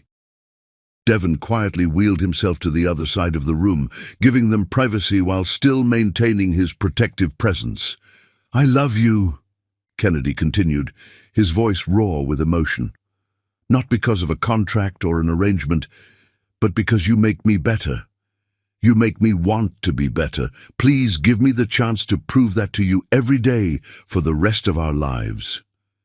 Callie looked at the evidence again, particularly the reconstruction of the beach photos. "She really went to all this trouble just to hurt me? She couldn't stand seeing you happy," Kennedy explained. "But we don't have to let her win. We don't have to let anyone or anything come between us again."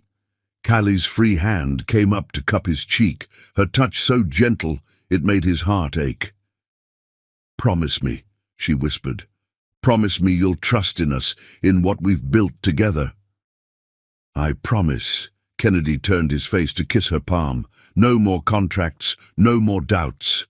Just us, just love, just truth." From his corner, Devon smiled slightly, returning to his sketching. The morning sun streamed through the hospital windows, painting the room in warm light as Kennedy and Callie began the process of healing, of rebuilding the trust that had been shaken but not broken. Outside the hospital room, unnoticed by any of them, Jasmine stood watching through the window. Her carefully crafted plan had failed, her manipulation exposed. But as she turned to leave, her phone already out to warn her lawyer, she didn't realize that her actions had ultimately strengthened the very relationship she'd tried to destroy. The contract that had brought Kennedy and Callie together lay forgotten in his study, its terms meaningless in the face of their real commitment to each other.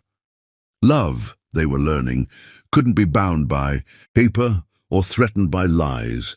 It lived in trust, in forgiveness, in the choice to believe in each other despite all evidence to the contrary. And in that hospital room, surrounded by proof of betrayal, but choosing to focus on love, Kennedy and Callie found their way back to each other, stronger for having weathered the storm, more committed for having faced their fears, more in love for having chosen trust over doubt. Chapter 9. Too late. The penthouse felt cavernous in its emptiness, each room echoing with memories of what they'd built together. Kennedy stood in Callie's study, surrounded by the life she'd carefully crafted here. Books arranged by genre and color, sticky notes marking favorite passages, half-finished manuscripts scattered across her desk. The legal papers in his hand felt heavy. Jasmine's actions had warranted criminal charges, cyber harassment, fraud, defamation. The Brooks Industries legal team had built an airtight case against her. But when they'd gone to serve the papers, they'd found her apartment empty, a hastily booked flight to Monaco her last trace. That should have been the end of it. They had proven the photos were fake, exposed Jasmine's jealous manipulation, cleared Callie's name completely. Kennedy had apologized, had promised to trust her, had chosen love over doubt. But something fundamental had broken between them. It wasn't that Callie hadn't forgiven him. She had, with the same grace she showed in everything. She'd understood his reaction to the photos, acknowledged how convincing Jasmine's manipulation had been. But in the days that followed, something had changed in her eyes when he mentioned the contract or their arrangement. Each reference to their legal agreement, no matter how casual, had made her withdraw slightly. Kennedy hadn't noticed at first, too relieved by her forgiveness to see how his continued reliance on contractual terms was slowly eroding her faith in their reality. The note lay on her desk where he'd found it this morning. "I thought you knew me. I thought what we had was real. I was wrong." His hands shook as he picked it up again, reading the words that had shattered his world. Below them, in smaller writing, "Devon's medical bills are paid. The contract is fulfilled. You're free." The past week played through his mind in agonizing detail. Callie had been quieter, spending more time in her study. He'd assumed she was working on her writing, giving them both space to heal from the photo incident. Now he recognized the signs. She'd been preparing, slowly disentangling their lives. Her disappearance had been methodically planned. Devon had been discharged from the hospital yesterday, his treatment fully paid through the Brooks Foundation. The boys' art supplies and personal items had been quietly moved out over several days, something Kennedy only now realized as he looked at the empty spaces in the penthouse. Kennedy's phone buzzed. Richard Kensington calling again. "Any news?" "Nothing concrete, sir." Richard's voice was gentle. "Her credit cards haven't been used since last week. Her phone is turned off. The private investigators are checking every hotel in the city, but she's too smart for that," Kennedy finished. He knew Kayleigh well enough to know that if she wanted to disappear, she would do it thoroughly. "Sir," Richard hesitated, "the board is asking about the situation. Given the terms of your grandmother's will—" "I don't care about the will," Kennedy snapped. Then softer, "I'm sorry, Richard. I need to find her." "I understand, sir. But perhaps she needs time. The past few days, whenever you mentioned the contract—" Kennedy closed his eyes, remembering how Kayleigh had flinched slightly at each reference to their arrangement. He hadn't seen it then, too caught up in legal proceedings against Jasmine, to notice how his words were slowly pushing away the woman he loved. His security team had tracked her movements over the past week. She'd been systematic, closing her personal bank accounts, redirecting her freelance work emails, quietly packing the essentials while he was at the office. The only thing she'd left untouched was the money from their contract. A notification lit up his phone, an alert from his bank. The breath left his lungs as he read it. $5 million had just been returned to his account, the exact amount specified in their original contract. This was Kaleigh's final statement. By returning the money, she was declaring their arrangement completely over. No obligations, no ties, no reason for him to look for her. Kennedy moved through the penthouse like a ghost, finding small signs of her careful exit everywhere. The kitchen felt particularly empty, her favorite coffee mug missing, the cookbook she'd been studying to learn his preferences gone from the counter. Even the fresh flowers she always kept on the dining room table had been cleared away. In his study, he found another note placed carefully on top of their marriage contract. "I've instructed my lawyer to begin divorce proceedings. The contract has served its purpose. Devon is healthy. Your inheritance is secure. We can both move forward now, free of obligations. Thank you for everything. Kay." The formal tone felt like a physical blow. This wasn't his Kayleigh, who wrote poetry in the margins of books and brought him tea in the night.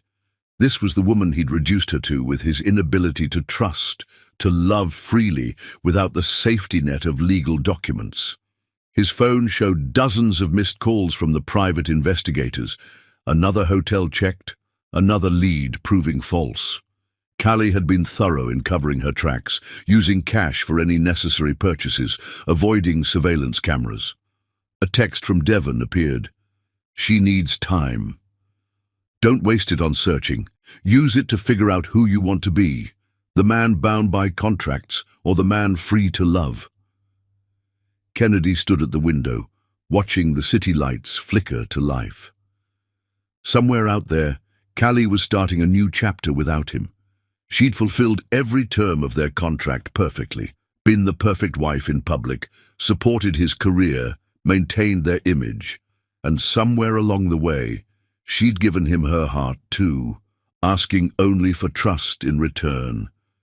He'd failed her, not just with the photos and the doubt, but with his continued reliance on their contract as a shield against real vulnerability.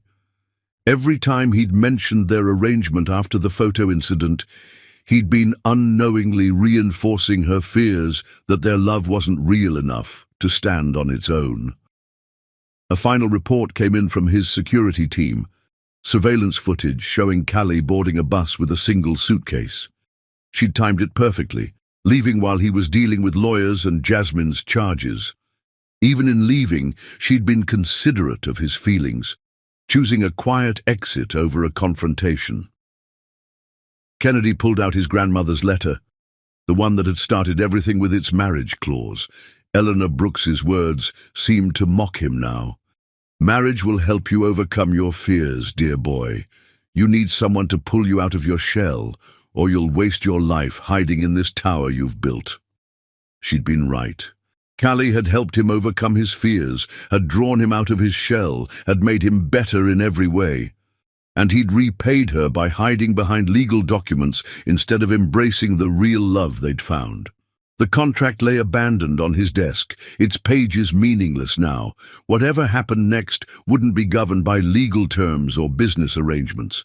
For the first time in his life, Kennedy Brooks would have to fight for something without the safety net of contracts and clauses. But first, he had to understand, not where Kaylee had gone, but why she'd felt she needed to leave. Only then could he hope to prove to her, and to himself, that their love was stronger than any paper that had brought them together. As night fell over the city, Kennedy sat in her study, surrounded by the pieces of their life together, finally understanding that sometimes the greatest distance isn't measured in miles, but in the space between arrangement and authenticity, between contract and love. Chapter 10. The Search. Kennedy's social anxiety screamed at him to stay in his penthouse, to let the private investigators handle the search, but his heart drove him forward, pushing him to visit every place that held meaning in their relationship. Each location was a battle between his fears and his love for Kaylee. The Italian restaurant where they'd had their first public dinner, where she'd noticed his anxiety and created subtle signals to help him cope. The maitre d' remembered them, but hadn't seen Kaylee. "You were different with her, Mr. Brooks," he observed. "More relaxed, more yourself." The hospital wing where Devon had been treated, now empty of both siblings. The nurses spoke warmly of Callie's dedication to her brother and of Kennedy's unexpected involvement in the boy's care. "She made you human to us," one nurse said quietly. "Not just a name on a donation plaque." Every step was a challenge for Kennedy. His usual shield of wealth and power meant nothing in this search. He had to talk to people directly, had to push through his anxiety to ask questions, to show his vulnerability. The bookstore, where they'd spent countless evenings, was his next stop. The elderly owner, Mrs. Chen, looked up as he entered. Her usual smile faded slightly. "I wondered when you'd come." Kennedy's heart jumped. "Have you seen her?" "No," Mrs. Chen came around the counter. "But I know Callie. This place, it means something to both of you." She led him to their usual corner, where two worn armchairs sat facing each other. On the small table between them lay a familiar book of poetry, the same collection they'd been reading the night of their first kiss. "She was here yesterday," Mrs. Chen admitted. "Left this for safekeeping. Said someone might come looking for it." Kennedy's hands shook as he opened the book. Inside, Callie's neat handwriting filled the margins with notes and reactions, but it was the last page that caught his attention. A new entry, dated yesterday. "Love isn't found in contracts or clauses, but in the spaces between words, in the trust that fills silences, in the courage to believe in something that can't be legally bound. I thought we had found that space between arrangement and authenticity. I thought we had built something real in the shadows of our pretense. Maybe I was wrong. Or maybe, sometimes, being right isn't enough." "She loves you," Mrs. Chen said softly. "That's why this hurts her so much." Kennedy sank into his usual chair, the book clutched to his chest. "I let my fears override my heart. I kept clinging to the contract instead of embracing what we'd really become." "Then stop clinging," Mrs. Chen's voice was firm. The Calais I know doesn't need grand gestures or legal documents. She needs truth, trust, and the courage to love without guarantees. A memory struck Kennedy, something Calais had said weeks ago about her writing dreams. When life is more settled, she'd said. But there had been something else, something about a special place where she did her best work. His phone was out before he could second-guess himself, dialing Devon's number. The boy answered on the first ring. "Took you long enough to remember." The writing spot she mentioned. Kennedy's voice was urgent. "The one where she goes to think, to create. Where is it?" Devon was quiet for a moment. "You really hurt her, you know, not just with the photos and the doubt, but with how you kept bringing up the contract, kept treating your love like a business arrangement, even after it became real." "I know." Kennedy's voice cracked. "I was scared, loving her. It made me vulnerable in ways no contract could protect against. But I'd rather be vulnerable with her than safe without her." Another long pause, then, "The lighthouse at Montauk Point. She goes there sometimes, sits on the rocks below it, says the waves help her think." Kennedy was moving before Devon finished speaking, his anxiety about leaving the city overwhelmed by his need to find her. His driver had the car ready within minutes. The journey to Montauk felt eternal. Kennedy spent it rereading Callie's notes in the poetry book, seeing their relationship through her eyes. She documented their evolution in these margins, from arrangement to attraction to love. Her words showed such faith in him, such belief in what they could become together. When had he last shown that same faith in her? In them. The lighthouse came into view as sunset approached, its beam already cutting through the gathering dusk. Kennedy's hands trembled as he stepped out of the car, the ocean wind whipping at his suit jacket. His anxiety spiked at the unfamiliar surroundings, the open space, the few tourists still milling about. But then he remembered how Kayleigh would squeeze his hand at public events, how she'd create space for him to breathe without drawing attention to his struggles. The path to the rocks was steep and treacherous. Kennedy picked his way down carefully, focusing on each step instead of his racing thoughts. Near the bottom he paused. There she was. Callie sat on a flat rock, her dark curls dancing in the wind as she wrote in a notebook. She looked smaller somehow, more vulnerable, but still breathtakingly beautiful in the fading light. Kennedy's feet moved forward of their own accord. A loose stone shifted under his shoe, alerting her to his presence. She turned, her eyes widening in surprise. "How did you find me?" "I remembered," he said simply. "Everything you've ever told me, every dream you've shared. I remembered." Callie turned back to the ocean, but not before he saw the tears in her eyes. "The contract is over, Kennedy. You don't have to pretend anymore." "I'm not pretending." He moved closer, though still giving her space. "I'm not here because of any contract or obligation. I'm here because I love you, and I've been a fool." "Love isn't enough sometimes." Her voice was barely audible over the waves. "Not when there's no trust." "I trust you," Kennedy's voice cracked.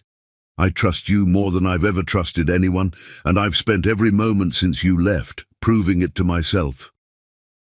She looked at him then, really looked, took in his disheveled appearance, so different from his usual polished perfection. "You've been out in the city, talking to people, pushing through your anxiety. For you," he knelt beside her rock, not caring about his expensive suit. "Because you're worth every uncomfortable moment, every panic attack, every fear I've had to face, because loving you matters more than any contract or business arrangement ever could." Callie's hand moved as if to touch him, then pulled back. "You hurt me, Kennedy, not just with the photos, but with how easily you fell back on the contract, like what we'd built wasn't real enough on its own." "I know," he whispered. "I was scared. Loving you, it made me feel things I couldn't control. couldn't protect myself against. The contract was my safety net. But I don't want safe anymore. I want real. I want you. He pulled out the poetry book, opened to her latest entry. You're right. Love isn't found in contracts. It's found in trust, in courage, in choosing each other every day despite our fears. His finger traced her words. You weren't wrong about what we built. I was wrong to keep hiding behind legal terms instead of embracing it fully. The sun was setting now, painting the ocean in shades of gold and pink. Callie's tears caught the light as they fell. I can't go back to pretending, she whispered, to wondering if every moment is real or just part of our arrangement. Then we start new. Kennedy reached for her hand, hope soaring when she didn't pull away. No contracts, no arrangements, no pretense, just us, choosing each other, trusting each other, loving each other without guarantees. The lighthouse beams swept over them as dusk deepened. Callie's fingers tightened around his. You really came looking for me, faced your anxiety, talked to strangers, left your safe spaces. You're worth it, he said simply. You're worth everything. She turned to face him fully, her free hand coming up to cup his cheek. Promise me, she whispered. Promise me we're done with contracts and arrangements. Promise me it's just us now, just love. I promise. Kennedy leaned into her touch. The only arrangement I want is spending my life proving that to you. The kiss they shared then was different from any before, not bound by contracts or clouded by doubts, but free and real and full of promise. The waves crashed below them, the lighthouse beams swept overhead, and two hearts that had found their way through arrangement to love finally beat in perfect sync. Chapter 11. Found. The small bookstore where Kennedy and Kaylee had first started falling in love was quiet in the early evening light. Through the window, he could see their usual corner. Two worn armchairs facing each other, a small table between them still holding traces of their life together. Kennedy's hand trembled as he pushed open the door, the familiar scent of old books and fresh coffee washing over him. Mrs. Chen looked up from her counter, her eyes softening with understanding as she saw him. She's in your corner, the elderly woman said softly. Has been for hours, reading that same poetry book you both loved so much. And there she was, Callie, curled in her usual chair, the book open in her lap. She looked smaller somehow, more vulnerable, but still breathtakingly beautiful. Her dark curls had escaped their pins, falling around her face as she bent over the pages. Kennedy's feet carried him forward before his anxiety could stop him. The floorboard creaked under his step, making Callie look up. Their eyes met, and time seemed to freeze. I'm sorry, he said, his voice raw with emotion. I let my fears override my heart. I kept clinging to the contract instead of trusting in us, in what we'd built together. Callie's fingers tightened on the book. It hurt, she whispered. Not just the doubt about the photos, but how easily you fell back on legal terms instead of believing in our love. I know. Kennedy moved closer, dropping to his knees beside her chair. I've spent every moment since you left facing my fears, pushing through my anxiety, proving to myself that you mean more than any contract ever could. Mrs. Chen quietly dimmed the store lights and flipped the closed sign, giving them privacy in their corner. Tell me what you've learned, Callie said softly, her hand hovering near his face but not quite touching. I learned that love isn't something you can bind with paper and ink. Kennedy's voice shook with emotion. It's in the small moments, you bringing me tea when I'm anxious, me reading poetry to you at midnight. It's in how you understand my silences and support my struggles without making me feel weak. He reached for her hand, hope soaring when she didn't pull away. I learned that facing my biggest fears is worth it, if it means not losing you. I've talked to strangers, pushed through panic attacks, left my safe spaces, all to find you, to prove that what we have is real beyond any arrangement." Calais' thumb brushed over his wedding ring, which he still wore.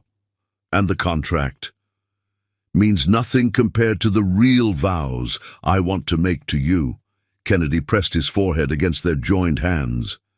"Vows about trust and faith and choosing each other every day, not because we have to, but because we want to." The poetry book slipped from Kayleigh's lap, falling open to a page marked with her notes. Kennedy recognized the poem, the one they'd been reading the night of their first kiss. "I kept coming back here," Callie admitted, her voice thick with tears, "to where we first started becoming real, before contracts and arrangements complicated everything." "Then let's start again." Kennedy lifted his head to meet her eyes. "Right here, where we first fell in love. No contracts, no obligations, no safety nets, just us choosing each other freely." The bookstore was silent except for the soft hum of old radiators and the distant sound of city traffic. In their corner, surrounded by books that had witnessed their love story from the beginning, Kennedy and Kayleigh sat in the growing darkness. "I've missed you," Callie whispered, finally allowing her hand to cup his cheek. "Even when I was hurt and angry, I missed you so much." Kennedy turned his face to kiss her palm. "I love you," he said simply. "Not because of any arrangement or obligation, but because you make me want to be better, braver, more than I ever thought I could be." Their first kiss was gentle, tentative, like starting over while remembering everything that had brought them to this moment. When they parted, both had tears in their eyes. "Come home," Kennedy whispered against her lips, "not because of the contract or the penthouse or any of that. Come home because it's not home without you." Kayleigh pulled back slightly, studying his face. "Things have to be different," she said firmly. "No more hiding behind legal terms when emotions get scary. No more doubting what we've built together." "I promise," Kennedy's voice was fervent. "Every day I'll choose trust over fear, love over safety, us over everything." From her counter, Mrs. Chen watched with a knowing smile as the couple stood together, their bodies naturally gravitating toward each other as if pulled by an invisible force. "The contract that brought us together," Kennedy said as they prepared to leave. "It gave me the greatest gift of my life, the chance to know you, to love you. But what we've built since then, that's ours alone, more real than any legal document could ever be." Callie reached up to straighten his tie, a gesture so familiar it made both their hearts ache. "Take me home," she whispered. The drive back to the penthouse was quiet, their hands linked on the seat between them. Each understood that this wasn't just a reunion, but a new beginning, a chance to build something purely on love and trust, without the safety net of contracts and arrangements. When they entered the penthouse, Kennedy led Callie to his study. The contract lay on his desk where she'd left it. Without hesitation, he picked it up and fed it through the shredder. "No more barriers," he said softly. "No more hiding behind legal terms. Just us, just love, just truth." Callie pulled him close, resting her head over his heart. "Read to me," she requested, "like you used to, before everything got complicated." They settled into their familiar position on the study's leather couch. Callie curled against Kennedy's side as he opened the poetry book they'd brought from the store. His voice, steady now without any trace of anxiety, filled the room with words of love and devotion. Outside, Manhattan's lights twinkled like stars, witnessing this new chapter in their story. The contract that had brought them together was gone, but what remained was stronger. A love built on choice rather than obligation, on trust rather than terms, on the courage to be vulnerable rather than the safety of legal bindings. As midnight approached, Kennedy and Callie remained wrapped in each other's arms, their hearts beating in sync, their future stretching before them bright with possibilities. They had found each other through a contract, but they had chosen to stay together through love. And in the end, that choice made all the difference. Chapter 12. Real Love. Their second wedding was nothing like their first. Instead of the sterile courthouse, they chose the bookstore where their love had first bloomed. Mrs. Chen had transformed the space into an intimate haven, with twinkling lights strung between the bookshelves and flowers adorning their special corner. Kennedy stood among the books that had witnessed their journey, no trace of anxiety in his stance. His eyes never left the entrance, waiting for the moment Callie would appear. Devon sat in the front row, fully recovered and beaming, his sketchbook open to a drawing of the happy couple. When Callie appeared between the bookshelves, Kennedy's breath caught.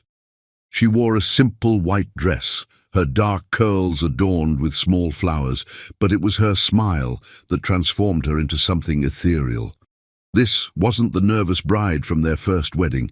This was a woman deeply in love, walking toward her future with absolute certainty. Their eyes met and held as she moved toward him. No carefully maintained distance now, no professional facade.